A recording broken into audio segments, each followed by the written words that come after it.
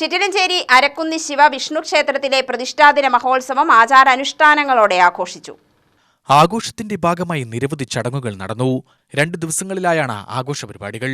സോപാന സംഗീതം, സംഗീതാർച്ചന, നൃത്യങ്ങൾ, തിരുവാതിരക്കളി, ഭഗവത് സേവ എന്നിവ നടന്നു.